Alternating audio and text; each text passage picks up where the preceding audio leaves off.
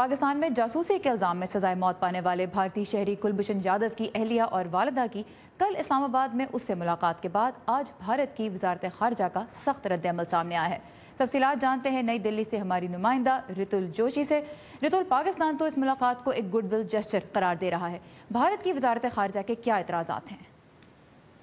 اس کے ٹھیک الٹ ہیں سارا، کیونکہ کل آپ کو یاد ہوگا جب میٹنگ ہوئی تھی اور جس طرح سے وہ ایک گلاس وال کے اکراس دونوں کی میٹنگ ہوئی تھی، اس کے بعد جو انڈیا میں جو پبلک اوپینین تھا، جو پبلک سینٹیمنٹ تھا، وہ بڑا ہی اسٹرانگ اور بہت ہی نیگیٹو ہو گیا تھا پاکستان کے خلاف۔ جو تھوڑا بہت گڈ ول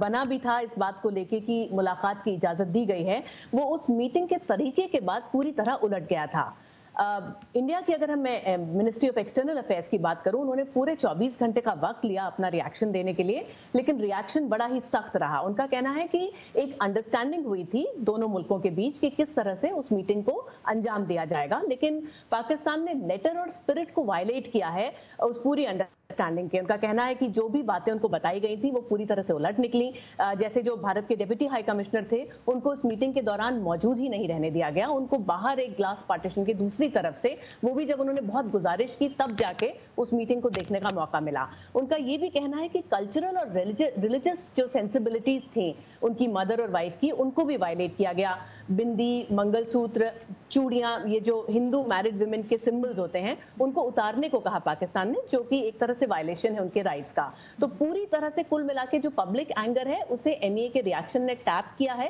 اور ایک بہت ہی سخت رویہ اس وقت اپنایا ہے سارا۔ اور جو فیملی کے درمیان بات چیت ہو سکی اس کے بارے میں بھی اعتراض کیا ہے وزارت خارجہ نے، اس کی کیا تفصیل ہے؟ بالکل، دیکھیے سارا، کل ہم کو جو رپورٹس مل رہی تھی جو پاکستان سے آ رہی تھی، اس میں اس طرح کی باتیں آئی تھی کہ جو بات چیت ہوئی ہے وہ ہندی اور جو ان کی مدر ٹنگ ہے مراٹھی، اس میں ہوئی تھی۔ لیکن آج جو ایم ای اے کا ری ایکشن ہے، ان کا کہنا، یہ پاکستان کی طرف سے بیان تھا، لیکن ایم ای اے کا کہنا ہے کہ جتنی بار بھی جادو کی مدر نے ان سے مراٹھی میں بات کرنے کی کوشش کی، ان کو بار بار روکا گیا، ٹوکا گیا، اور آخرکار ایک وقت ایسا آیا کہ انہوں نے بات ہی کرنی بند کر دی۔ ان کا یہ بھی کہنا ہے کہ میڈیا کو جس طرح سے ایکسس دے دی گئی، جبکہ پہلے یہ ہوا تھا کہ میڈیا کو بالکل ایکسس نہیں دی جائے گی، اور ہیکل کیا گیا ان دونوں کو جب وہ ملنے جا رہے تھے جادو سے، تو یہ بھی ایک طرح سے وائلیشن تھا۔ اچھا، یہ بریفلی بتائیے گا کہ یادو کی اہلیہ نے اور ان کے والدہ نے آج بھارتی وزیر خارجہ سشما سوراج سے ملاقات بھی کی، کافی طویل ملاقات تھی، کیا کوئی ڈیٹیل سامنے آئی ہیں اس کی؟